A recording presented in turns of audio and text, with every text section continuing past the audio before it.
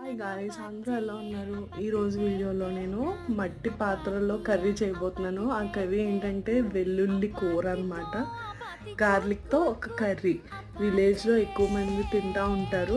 నేనైతే ఎప్పుడూ ట్రై చేయలేదు, ఎప్పటి నుంచో తిందామని అనుకుంటున్నాను. సో ఈరోజు వీడియో చూసేద్దాం.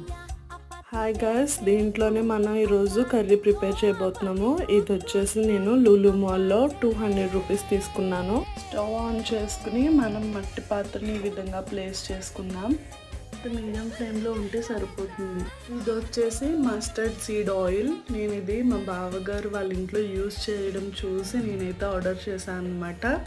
ఇది వచ్చేసి పతాంజలి కచ్చిగాని మస్టర్డ్ ఆయిల్ అనమాట. ఆవాల నూనె అంటారు కదా అది.